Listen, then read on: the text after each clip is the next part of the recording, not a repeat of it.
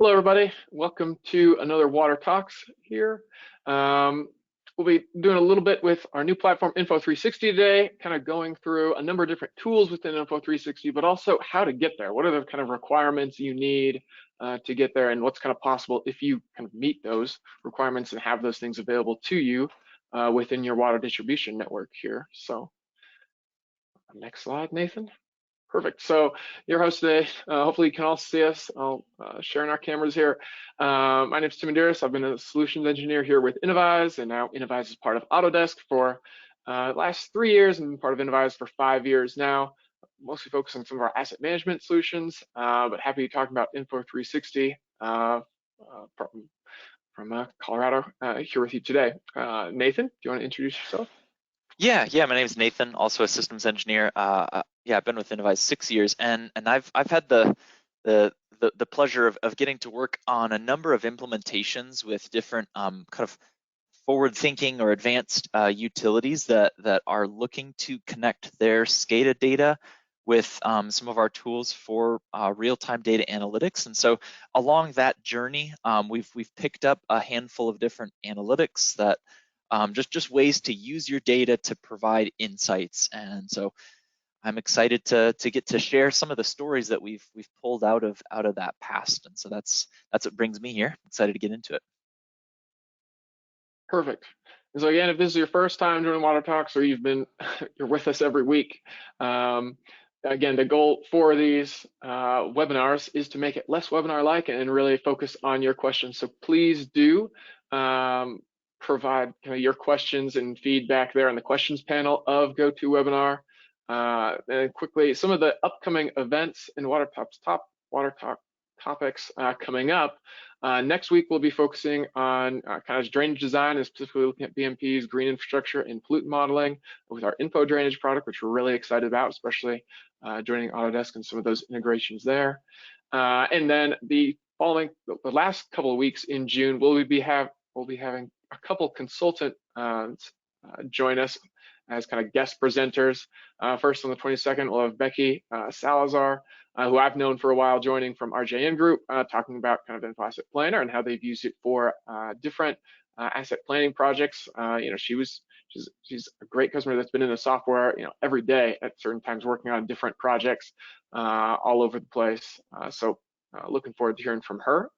And then on the 29th, I love the topic we're bringing on the 29th, because it's something, as a tool maker, we have less experience. It's hard for us to talk to the topic of how do you calibrate your hydraulic model, and how do you get out into the field and do some of that. So I have Matt Hong from Carollo Engineers join us on the 29th to talk about that. It's been a highly requested topic when it comes to hydraulic modeling, how to do some of that calibration. So really looking forward to that. And if you're on the water side, which a number of you probably are if you're joining us for this, please do join us for that.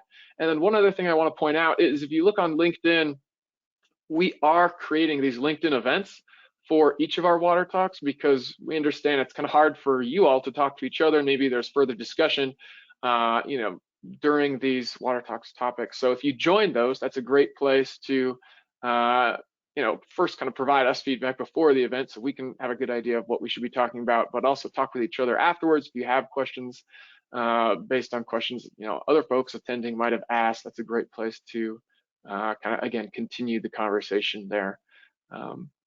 So I think that's it in terms of just housekeeping. I'll turn it over to Nathan, who will be doing, again, probably 90% of the presentation today. A lot of good stuff. Oh, one other thing I wanted to point out is that in the handouts portion of GoToWebinar, I've kind of provided an outline.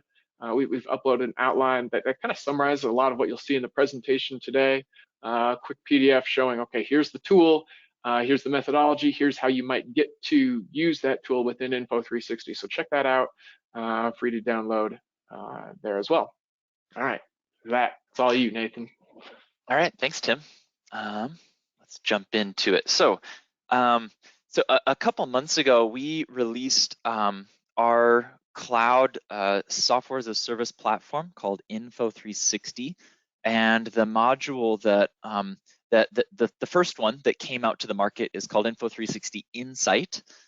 We have some more coming down the pipeline soon.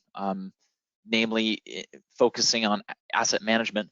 But on what you can do today is with Insight is bring various data sources together, and then you get a kind of easy to use dashboard where you can configure data analytics, create data visualizations, and being a water focused software company, we kind of have some pre-built analytics to turn your data into insights, because that's always the challenge. Sensor data is becoming more and more widespread, and you're getting lots of data, but having the insight and um, information out of it to drive decisions like where do we prioritize maintenance or rehab and so on, that's the more difficult question. So taking this messy kind of raw data that's maybe unreliable at times and turning it into KPIs and insights is kind of the goal. And full disclosure, I have like 60 PowerPoint slides, but there's kind of some method to the madness. Over the years, we've come across, working with different utilities, different insights that we can pull out of data. And this has just been kind of an evolving client-driven process. And so what I'm going to do is I have 16 different insights really that you can potentially get out of our tools that we've done in the past. And so for each of these, I'm going to kind of be bouncing through each of these and talking about what is the insight, what data do you need to do it, which is really important, and then what are the methodology, what are the equations that we're actually solving. So like, what is the actual process? And there's a few different areas that we'll be looking at. One, kind of the first main one that we've kind of come out with this initial product release is water usage and leakage. That has been an important driver for a lot of our clients, as water scarcity is a growing issue, especially in certain parts of the US and around the world. So bringing down non-revenue water is really key, and it starts with being able to track it and see it in real time. In addition, we have some event detection and assessment tools that I'll be talking through, like simply just creating patterns, extracting out patterns from any data, detecting where the breaks, when a break might be occurring, as well as actually simulating the impact from that pipe break. Even to simple things like tank turnover. This is more so water quality, but if you just simply have a tank level sensor, we can kind of infer tank turnover amounts, which could be a KPI for water quality. We've done a handful of things with pump performance, and because this gets down to your asset performance for knowing when you should be triggering maintenance and so on. So we can look at pump efficiency against its actual manufacturer's curve, or comparing the power delivered to the pump from the power derived or delivered by the pump, as well as actually reporting the operating range of the pump. And also looking at if you have groundwater wells, over time that filter assembly can lose efficiency, and so we look at the specific capacity so we can extract that out of the time series data and compare that. And we also have some sewer system performance KPIs that we can get into. So with that, I'm going to start jumping into some of these. And this mass balance is one of kind of the foundational analytics on which a number of other things derive. And also, before I get into this, I'm not sure if I'll be able to get to all of these. So if we are starting to run out of time, you can feel free to frantically cast your vote on like please get to sewer I&I or something like that. But let's see how much we can go through. So a lot of water system analytics, and I'll also just back up real quick and say, as Innovise, we are coming at data analytics from the perspective of whole system water modeling. So our history over the last 30 years has been hydraulically simulating entire water and sewer networks and not just focused on individual assets, but the larger system performance as a whole. And so that has been our use case, our expertise. And so we approach some problems in that way. There are some other companies that provide sensors, and they will go deep in on the analytics of an individual asset, and that's great. In Avise, we focus a little bit more on the bigger picture of the system analytics, and we do not provide hardware, so we are pretty agnostic to whatever sensor hardware you have, and we can talk through that process of how we bring that data up to our cloud if there are questions on that. But I'll just leave it as we have a cloud hosted service that's very secure. We deploy an edge software component that can push your data encrypted up to our cloud, and we're pretty generic. We can use most data that you may have. And I see a handful of questions coming in. So Tim, you can keep an eye on that as I jump into this first one. So mass balance. What is mass balance? Mass balance analysis helps you to report the total water consumption as an hourly time series for the whole system, as well as any zone that we can isolate. And the calculated mass balance includes both your revenue and your non-revenue water. And this is actually the process that historically water modeling consultants have done for years in complex spreadsheets when you're trying to calculate what the diurnal curve is of water, or the diurnal pattern of water demand in a zone. We're doing the same process. And so I'll get to the actual equations in a minute, but this is just a look at some of the dashboard. So the key thing is the requirements. So what we need for any zone that we want to do mass balance on is we need the flow meters. We need some way of measuring the flow at every boundary between zones where flow is exchanging. If you have closed boundaries, that's fine. But like pump stations, we would need the flow going through the pump stations in between these zones. And if there are tanks in that zone, we also need tank level sensors. So DMAs, or district metering areas, are excellent for this. And this is kind of already inherent in that. The DMAs are much less common in the US, unfortunately, but that's a framework where you break your network into areas where you can isolate it, where you know the flow in and the flow outs, and you can then do this mass balance. We have had a number of cases where we can apply this on pressure zones. So at a high level view, let's look at the methodology. So what we do is you can create a dashboard where you can see what's happening in the pressure zone. So here's a tank draining and filling and draining and filling and so on. And we also have pump flow rate going into the zone. Sometimes 2 pumps are going, sometimes just one pump is going. And we also have a pump flowing out. And so you can actually see on the tank level when there's only a pump going out, the tank is draining fast. When the pump is pushing in, the tank is rising. And then when there's no pumps, the tank is draining. And that's because there's this constant usage going on in the background. So what is that actual time series of water usage? So in the software, you can just create a zone. You just select the sensors that are flow rates in to the zone, the flow rates out. You can add one or many tank levels in that zone or whole system. Those would be the storage sensors, and then it is then a mass balance network. And then in real time, as sensor data comes in, what it's doing is it's calculating the usage as the sum of the inflow volume minus the sum of the outflow volume minus the change in storage. And it's minus because if the storage is going down, that's a positive usage because water is being pulled out of the zone or out of the tank. And for the actual volume, we integrate the flow rate. So like flow rate is little time steps of fluctuations up and down. So we take the proper integral and we just discretize it.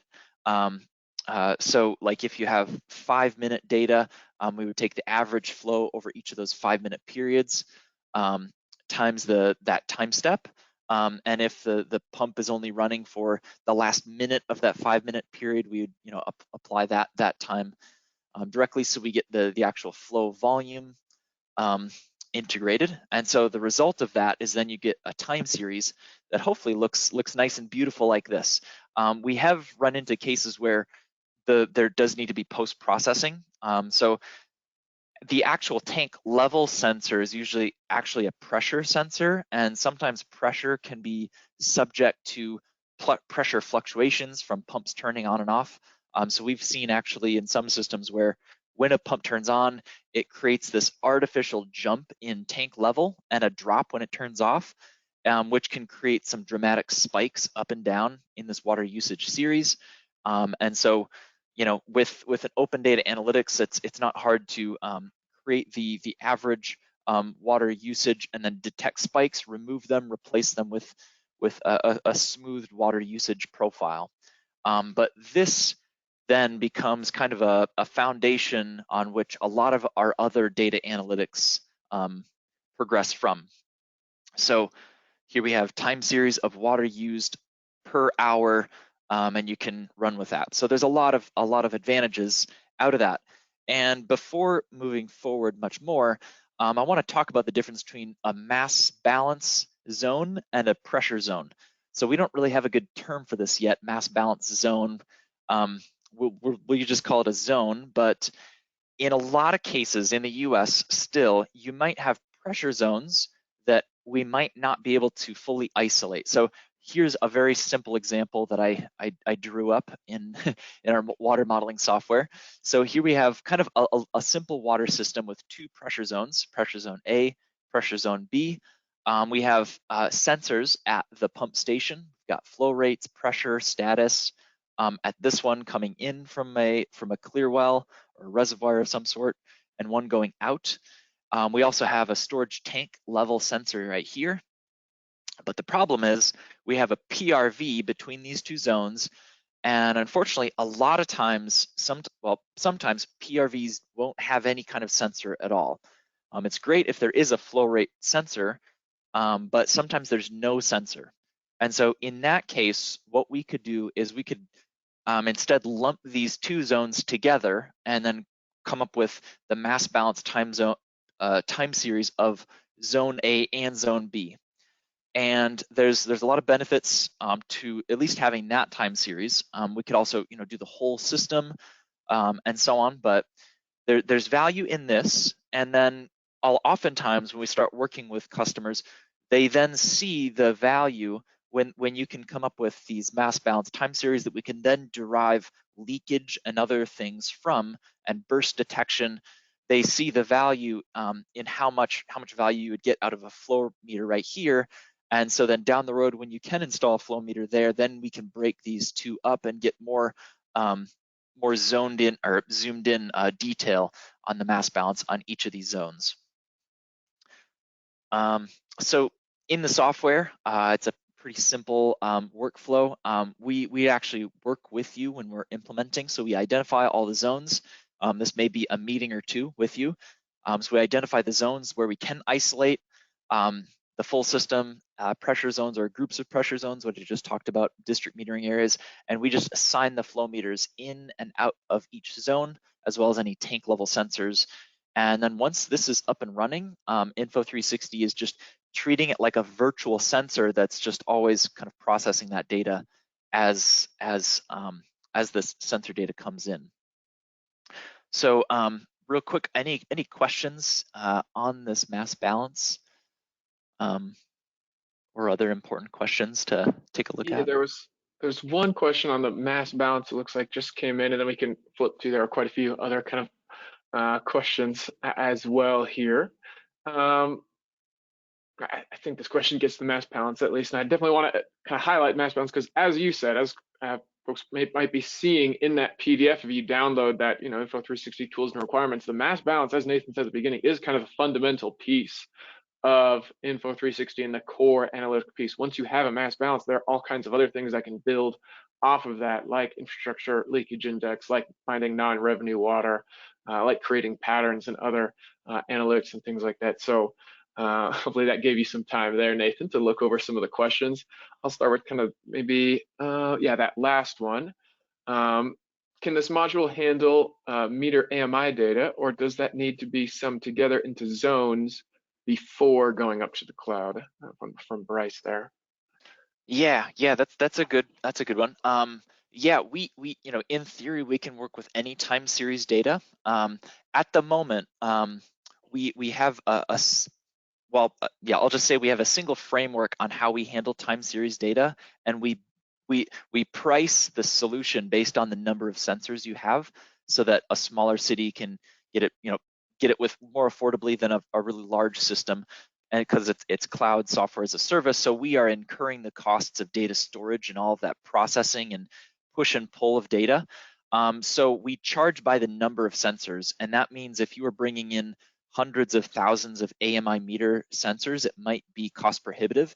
But if you can aggregate those AMI sensors, that's really the piece that we're using them for, is really just that summed up billing data. But yeah, that will be, we can come back to that when we talk about non-revenue water. Okay.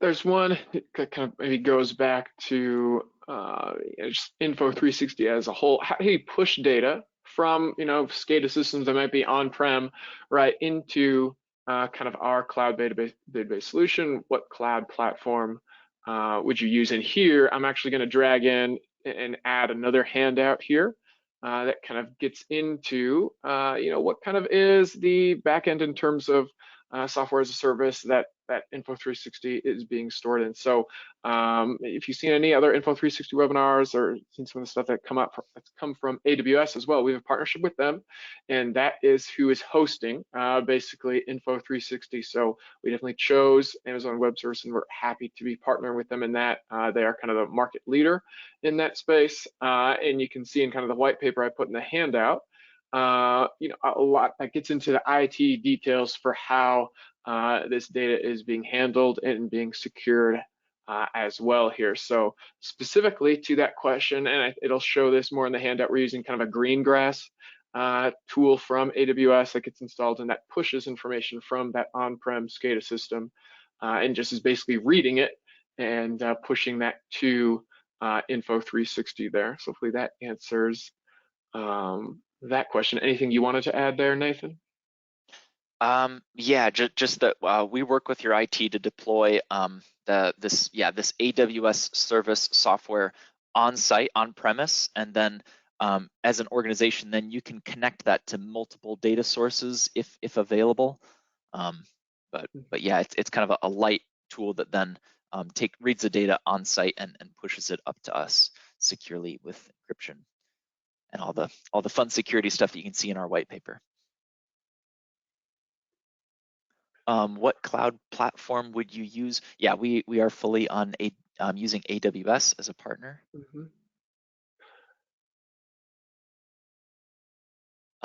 Here's one that kind of relates to what we've gone through. Are you looking at Roberts? No. Or which one if they're coming in? Question from Robert, are you recommending sensor types and encouraging the utility to plan for program funding to deploy sensor types and functionality, since we're not ourselves, and you mentioned in the beginning, we're not the software. Do we recommend hardware at all? I mean, Nathan, you've been involved in more of these implementations than I have. I guess my initial thought would be things. Yeah, not really. We don't recommend a certain type of hardware, but we do work with you once we we can look at some of your data and make recommendations. But yeah, in general, we would sit down and talk through essentially some of these solutions that you might want to do, and if you want to get non-revenue water, we would assess what sensors you have and the sensor placement, like having some of those key flow meter locations to be able to isolate out the water usage in different zones, so you can get that zone by zone look. But in general, we haven't made too many recommendations. Yeah, we don't really recommend specific hardware. All right, I'm gonna keep going. So yeah, yeah, I'm just thinking about timing, and now we're on number 2. So here's one kind of a really accessible data analytic that's used more so overseas, where you can start to kind of get an estimate of the leakage if you just have mass balance usage calculations and you don't have that daily uh, billing data. And the approach is a minimum nightly flow analysis. And so what we do is we take your water usage time series and we extract out the low point from each night.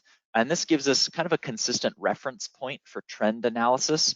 And so like if that low usage point each night starts to trend upwards or has seasonal fluctuations, or if it varies with pressure, operating pressure changes, that could be an indication of leakage, where it's like a pressure-driven leakage response. And so we extract out that nightly flow estimate, and it's actually baked into one of our KPIs. So um, this is one of the UIs. So you can assign what your mass balance is, and you can also give it a time range, like from 1 a.m. to 5 a.m. And then it will go through your data and pull out that minimum hourly usage from each night. And then we also can then apply a kind of an orifice equation leakage estimate. So yeah, so I'll just jump to this. So if we know the water usage at night and we have an estimate of the usage at night, we can then apply, so this is just the minimum nightly flow. This is the estimated nighttime usage. And like in the UK, for example, I believe they have a number like 1.4 liters per hour per household is like a standard benchmark. This is something you would need to kind of grow and tweak over time. But it's a nighttime usage. And then from that period at night, if there is changing pressure throughout the day, we can use a day-night factor, where we just take the pressure distribution compared to the pressure at night. And this just uses an orifice kind of equation, and the actual pressure in the zone. You could use a weighted sum of the pressures in that zone, or maybe you just have a representative pressure sensor for each one. We can take the average or the individual one, but this is a framework where you can start to come up with an estimate of the leakage in each zone. And we've even seen utilities, once they set it up and they have it running, they can even well, one utility we were working with, they had PRVs where they could adjust the operating pressure at night for the zone to try to reduce the leakage, and then you can start to even potentially back calibrate what your usage is if you see a pressure dependent response in this actual value as that comes in. But yeah, so that's an analytic that you need minimal data for. Obviously, it's not an exact number, but it can be helpful. As far as getting into a more exact number, what we all want is non-revenue water. And so this is just, comparing that mass balance usage from your actual build data. And so we need billing data for this. And this, comes in all sorts of shapes and sizes. Many utilities are starting to deploy AMI, but they won't have 100% AMI for a zone. And so unfortunately, without that complete coverage, we can't get to the point of having an hourly non-revenue time series. With some wholesalers, wholesale distribution systems, that is a little bit more within reach, because you might have, maybe just 10 locations in a zone where you have flow leaving. And so if you just get a flow meter at each of those, you can then actually come up with an actual hourly time series of water loss in that zone, which becomes a robust, indicator of pipe breaks and so on.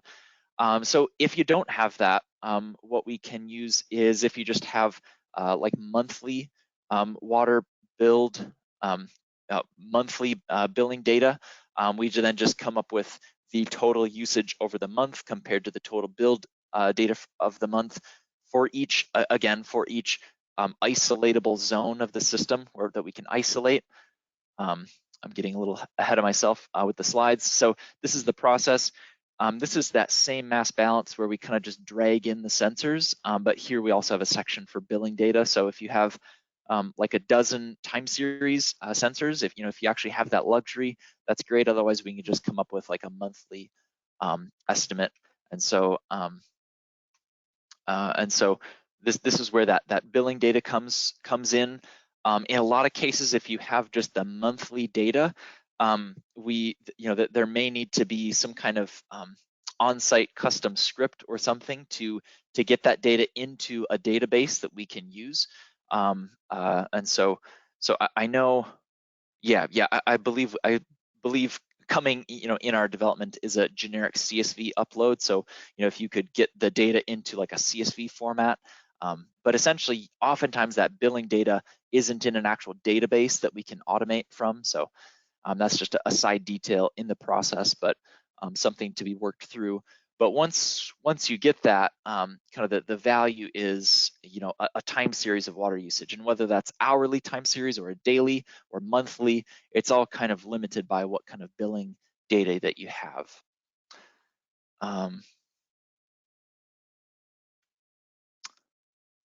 So that is that. I do see a quick question. I probably skipped a few further questions, but could you use billing estimates based on historical info?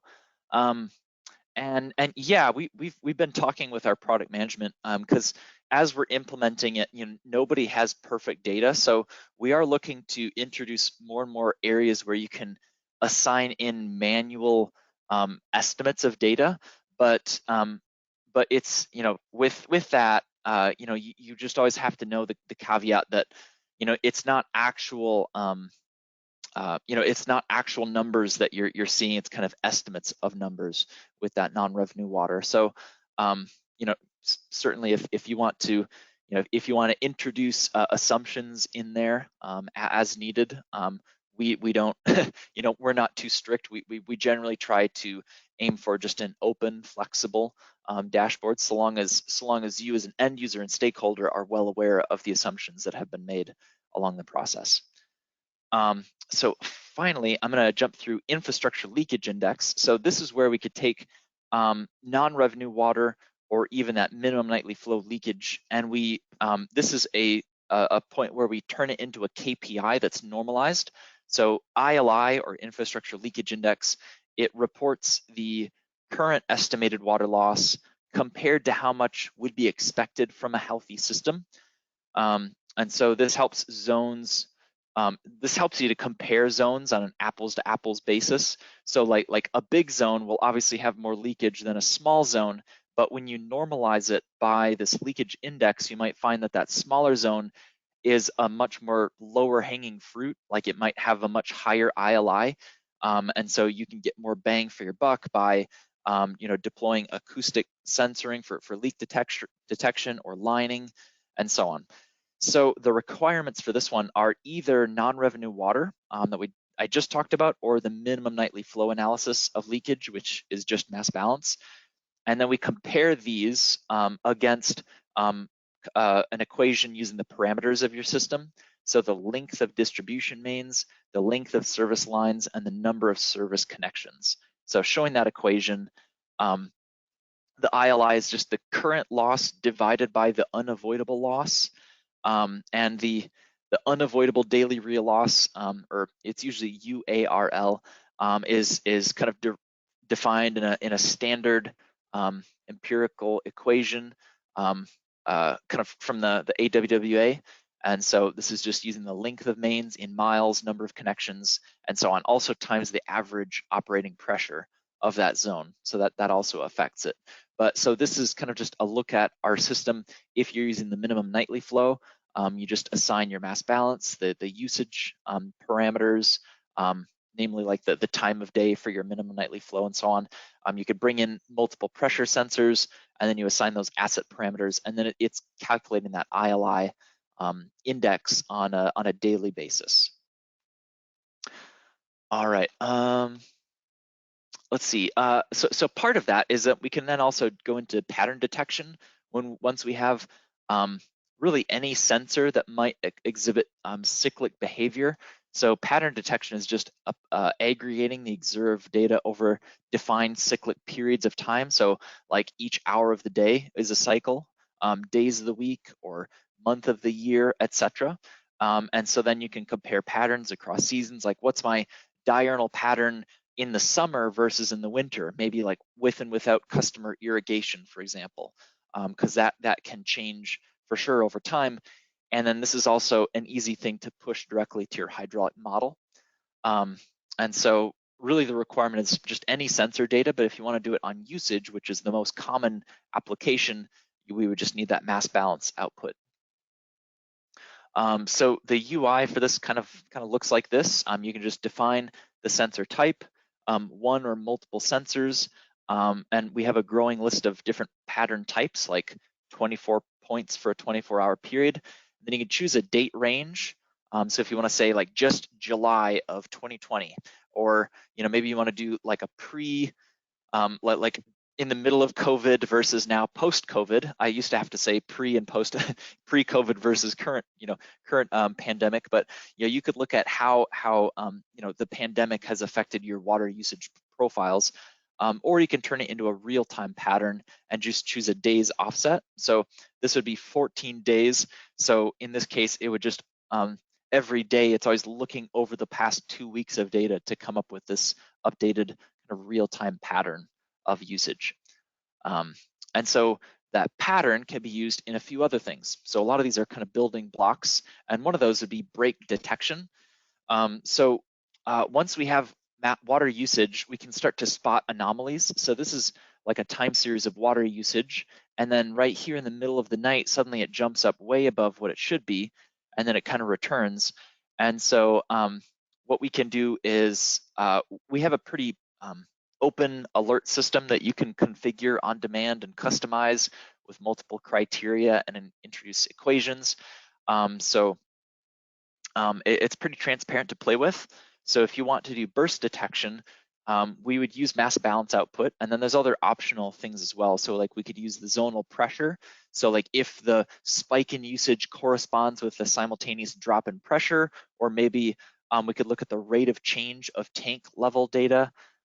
Like if suddenly the tank is dropping faster than it should, even though the pressure is still high, things like that. Also, if you actually have AMI hourly billing data, that would be great, because then you can actually have an hourly time series of water usage if that's available. But yeah, the alert framework is pretty customizable. So here we're adding in multiple criteria. So here's the water usage if it goes above a certain threshold. You can also do a moving average of the pressure over a certain number of periods if that drops below a certain number.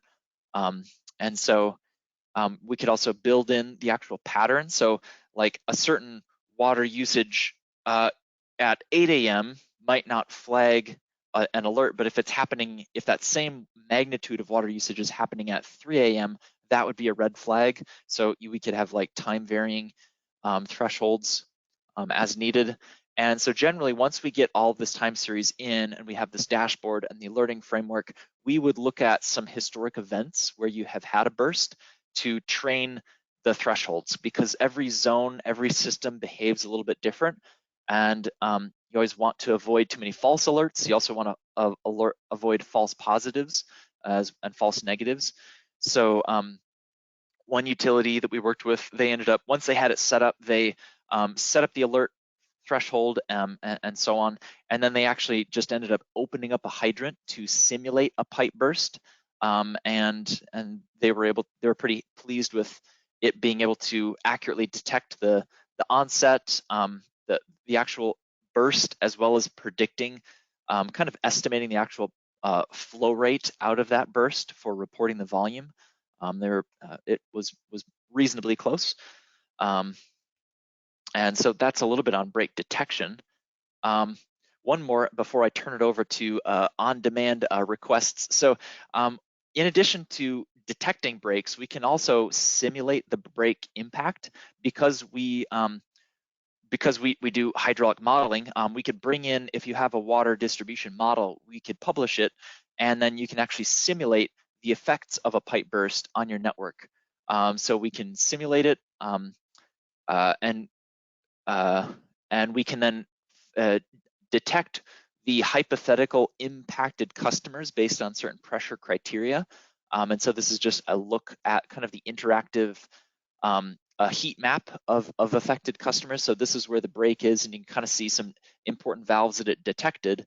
And then it will give you a time series animation where you can see a heat map of affected customers based on the pressure criteria you set. Like, say, I don't want it to go below 30 psi. And so those are the results. And so what do you need for this? Well, we obviously need an up-to-date hydraulic model. If it's like 5 years old since the last calibration, you might want to consider updating it. We can still use it, but it won't be as reliable. And we also need customer location points and the isolation valve locations. And the upload process is from the model from InfoWater Pro or InfoWorks WS Pro. So the methodology is you get a user UI like this, where a user would input the pipe ID where the break is happening. You can then see it on the map. You can also specify the time, the estimated flow amount out of that pipe. And I'll come back to that in a sec, as well as the pressure criteria. So like, let's say, select and report all the customers going below 30 PSI for at least 30 minutes, 24 hours from this period. And so then Info360 takes that and it inserts an emitter coefficient that would come up with a discharge at that time of day equivalent to that amount of flow. And if you just want to get the worst case scenario, you could enter like 99, and it would just be like a wide open atmospheric condition, and flow would, you would get as much flow as possible out of that pipe. And so then it simulates from that time of day for 24 hours, taking into consideration any SCADA data you have at that time. So it would update your tank levels, pump status, and so on. And once it runs the hydraulic simulation, it would then search based on each of your customer locations. It joins it, when you upload it, it's already joined to the nearest pipe. Then it looks at the pipe lowest pressure along that point and comes up with the actual pressure at the customer point. And it reports all of the customers below that pressure for that minimum period of time. And then it also helps you identify where the closable valves are, and you kind of have a UI where you can close valves, create new scenarios, and look at different what-if scenarios to reduce the number of customers impacted. All right, those are kind of some of the main ones that I wanted to get through. And let's see, any questions that I should jump on right away, Tim? Or let's see. We'll start with a couple easy ones here. There were a couple questions on kind of that break detection section you were looking at. Does the customer get an instant alert, a text or an email if they see a break event, or depending how you set an alert for that break event? Yeah. So the software can send out emails, and what we've also done in the past is you can, depending on your cell provider, we can use the email system to email a text to your smartphone if your email provider or your cell provider allows that kind of domain inclusion. So as soon as an event, an alert is detected, it will send out an email. Now the question is, how instant do you get that? So there is actually a slight delay between something being happening in the field and then being recorded in the SCADA historian, and then our software pushing it up to our cloud, and then going into our database. So there is a little bit of a delay. And then there can also be some delay on how you set up the alert. So in some cases, you might not, based on the quality of data you have, and like if it's a massive pressure zone, you might not get like a physical response right away from a break. And also, you probably don't want to get false alerts every time there's a spike in pressure. So sometimes you might actually use like a moving average of pressures. If the pressure drops, for a sustained period of time. Like, so within the actual equations you use, there might be inherent kind of time lag a little bit, but that is kind of up to the user on how that's set up. So there are a few different cases where these break, where there can be delay, but and the time lag on that, it does vary from system to system. So we've seen maybe like a 15 to 20 minute delay between something being in the SCADA system and then being in our software. So there's like 15 minutes or so there. And then depending on the equations you use, you can also set up multiple different alerts because it's kind of open and customizable. So you could have a low a break warning that's a lower priority that would be based on instantaneous results. So like if suddenly the flow goes above this threshold and pressure is below this threshold, send an alert. But then if there's a sustained response where the usage is continuing above a certain threshold for more than like an hour, and that the pressure is low, then that would be a higher priority alert where it's like, all right, this is a stronger signal that there might be a break happening in the system. So you could also set up kind of different thresholds of alerts. Yeah, kind of question that I think ties into that too is another one from Dave. Could the customer have a KPI dashboard to view in the morning based on last night's data? One thing I've seen with the alerts, Nathan, again, correct me if I'm wrong, is you could set those alerts to basically say, I want this alert to be emailed to me daily, regardless of whether it's kind of triggered or not. So you could have an alert generated basically telling you this is the status of this pump, this sensor, and you could have 10 of those alerts sent to you or to whoever's coming into kind of the operations room each morning, and then you could have a workspace configured, because you can have different workspaces within Info360 with your own graphs and different KPIs, mass balances set up for each individual user. So you could have this kind of email of alerts generated, and then you could have your own dashboard set up to view in the morning based on kind of that last 24 hours or a couple hours worth of data. Nice. All right, we've got we definitely won't have time for everything. This is good. I'm going to jump through a couple tank ones or pump ones. So if we jump into pump efficiency curve, so this allows us to take the available SCADA data and plot the kind of the real-time point at where the pump is operating against its curve, which can be it can be rather insightful. So what we need is on the pump station, we need the suction pressure, discharge pressure, the total flow rate, and we needed the status on each pump, as well as the pump manufacturer's curve. So this does have a number of requirements, and we see some pump stations that might not have the suction and discharge pressure. So those are really helpful. Flow rate is always a really useful measurement for coming up with insights.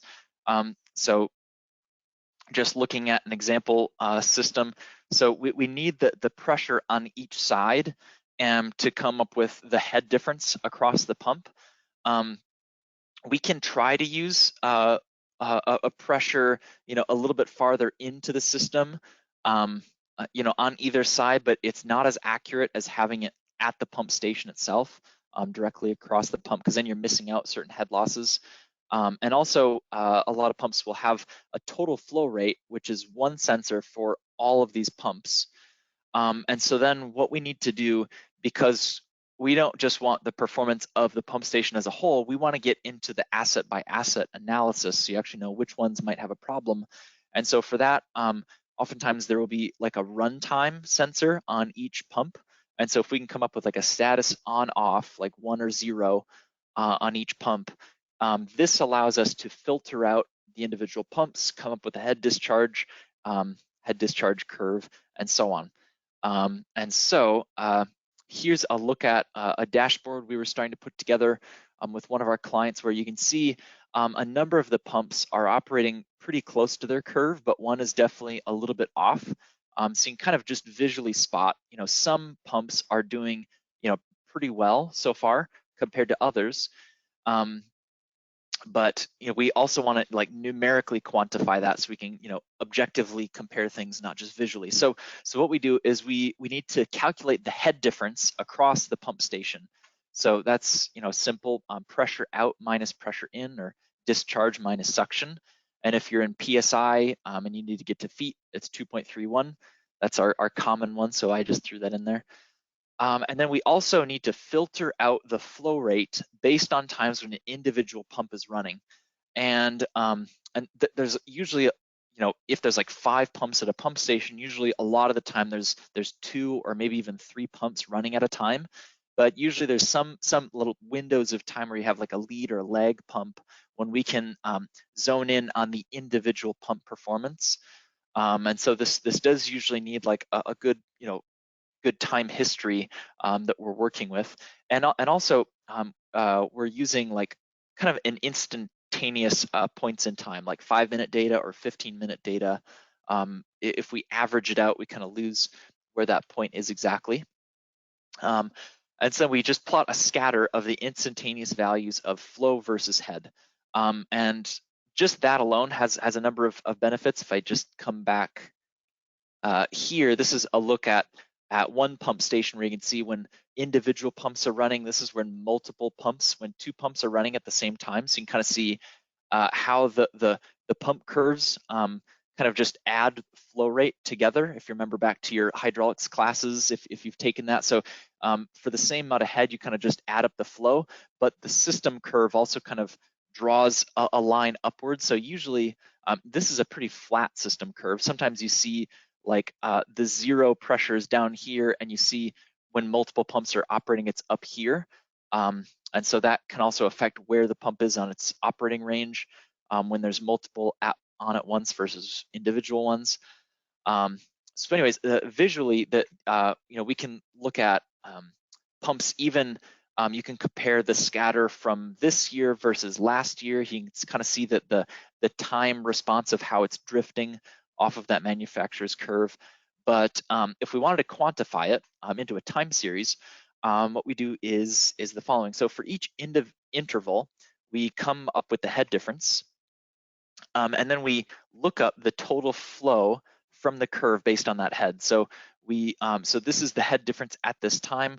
So we can then look up what the curve is at that point in time, get a flow rate, and then we also compare that to actual measured flow rate, and then we can come up with a percent of actual flow. And so purely hypothetical number like this one, I just sketched in as 91.3%, very, very accurate for my hand-drawn sketch. And so that's one value for one 15-minute period. And then you can then bring in the whole scatter of points for that one pump, and you can come up with a time series. And from there, you can come up with like a moving average, like show me a 30-day moving average for each individual pump, and then sort them descending so I can see which pumps are operating at the lowest efficiency. In terms of and efficiencies can have many meanings for pumps. So this is the flow compared to the head discharge curve. So another kind of pump efficiency that's a little bit different but equally fun. Instead of comparing the same set of sensors, we need suction, discharge, flow, status on each pump. But if we have the actual pump power usage, like in kilowatts as a time series for each pump, then we can also actually compare the power delivered by the pump compared to the power consumed by the pump. So if you remember back to your hydraulics classes, power can be quantified as the gamma, the specific weight of water, times the flow rate, times that head difference. And so what we do for each of those scatter points, we calculate the power, and then we can compare that to the power being used. Obviously get them in equivalent units, convert it to watts if you're in horsepower or whatever. And so that then comes up with a time series of kind of efficiency, and oftentimes that's going to be around 80% for most pumps, and that can be due to a few different things. So one is if you're operating the farther away from the best efficiency point you are, the less efficiency you'll get, and so that number is going to be inherent in in that statistic. So you'll see pumps that are operating farther away from their best efficiency point. That can be an issue because that can lead to wear and tear on the pump and vibrations. But also if the pump is deteriorating away from its manufacturer's curve, that's also going to reduce obviously the power efficiency that you're getting because you're getting less flow, and so that's also bringing down this power delivered by the pump. So those are all things that are bad that you can track kind of as a time series if you have that power sensor. So getting that, if you can get that sensor, if you can get that stored in your SCADA historian where you can then read it into dashboards like ours, you can get a lot of value out of that. So those are a couple useful things, and we are running out of time, but just some other quick things is, reporting the time that you're outside of the operating range, well-specific capacity. We have a number, depending on the region, there can be a lot of groundwater wells, and generally, this blue line is kind of like the head or the level inside the well, and once you start pumping, the well level will drop down and start to flatline. And so a great KPI for the performance of the well is comparing the drawdown to that actual flow rate. So that's the specific capacity. So we've worked with some utilities, come up with a KPI of specific capacity on each of the different wells in their well field. So you can kind of see which ones need maintenance, because sometimes the filter assembly and other things need to be just maintained to keep up the efficiency. So you're not kind of wasting energy fighting against clogging a clogging system. So that's the equation. I won't really go into too many more specifics for the sake of time. So these are all things we've done in the past. A number of them are in our new cloud product that came out recently. Some of the sewer stuff is still coming down the road a little bit further. But so today, Info360 Insight solves water distribution analytics. We do have a history of working with sewer utilities as well, and so a number of these are coming, and we have solved these in the past. And so that's just one quick disclaimer. And Nathan, just one thing, I think it's a question you're well equipped to answer here, and just to kind of summarize some of the questions that have come through in terms of sampling and matching up, different intervals. A couple of questions on this in terms of pumps and everything. One of the main benefits of Info360 that's always been there is the sampling of Info360 of what can sometimes be irregular SCADA data. So can you speak to that at all in terms of, if you want to get an analytic out every hour or 15 minutes, what do we kind of expect to see? Obviously, if you're doing pattern, if you're bringing in multiple different inputs, do they have to line up perfectly, or what's the kind of general best practice you see around some of that, if that makes sense? Just in terms of, there's a lot of questions about kind of intervals and things like that. What's possible? Okay. SCADA data, can come at various, irregular time intervals. Like some sensors are triggered by, they are recording locally continuously, but then they only will push a recording to the historian when there's when there's more than an inch of level change in the tank, for example. That will send out a pulse. So we do get irregular time series, and that can be hard to work with. So our framework that we do is we actually take that raw data and we sample it into intervals. So like 5-minute intervals, for example. And then we take all of the raw data in each 5-minute interval, and we store a separate copy of your data, obviously in our cloud, and we store the average, the high, the low, the open, and the close. And as well as an aggregated number for time integration purposes. But with those numbers, we then get all of the data on the same intervals. So like we have a value for every sensor at 12:15 p.m. and they're all, and we can compare the high, low, average, etc. And depending on the analytic, we'll often use the average. Sometimes, like with a mass balance on the tank, we care about the close because you care about just that instantaneous tank level at that time, right? At the start of the hour and the end of the start and the end of the hour, because that's we're comparing the difference. whereas like a flow rate, we're looking at the average. So yeah, inherent in how we process the data, we get it on fixed intervals that we can then run a wide library of different equations. It just allows us to really easily work with data quickly and nimbly and fix the data. Inherent in that, there is often some need for gap filling and data spike removal, and so yeah, that can be all part of the process. We've also seen where sometimes SCADA will have a flag on the quality of the data. Is it good, bad, etc. And so we can choose to bring in the bad data, but also then separately bring in the good data only. So you can see the full set of data, but you can choose to only use the good data if you want. And we could come up with different ways of gap filling. For example, this is really important with like flow meters in sewer systems, where they can have a whole host of different problems with getting clogged and so on, and the velocity just being or even like when suddenly the pump becomes when the pipe becomes surcharged, maybe you have an alternate way of reading the level data using a pressure sensor instead of like another type of sensors. So we can switch between how we assemble the data, but essentially with our open analytics, we can create virtual sensors on demand for your data to use moving averages where necessary, and so on.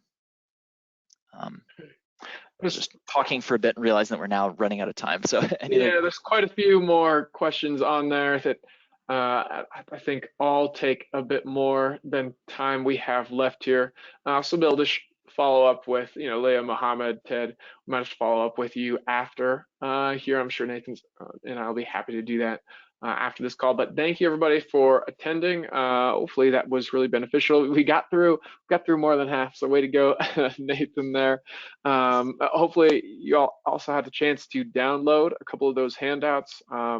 And we can kind of hang out here for a little bit, make sure you're able to download those. Again, there are 2 PDFs in there, kind of a summary of kind of the top 8 tools Nathan went through. I think I got most of them in there, and then kind of a security white paper that goes through and how secure this platform is. That's a question we get from all different utilities and consultants, and something we take very, very seriously and have a process for there. Yeah, so I think with that, I think we'll close out here. Thanks everybody for joining. We'll be sure to follow up with you, and please feel free to reach out as well. Thank you, everyone.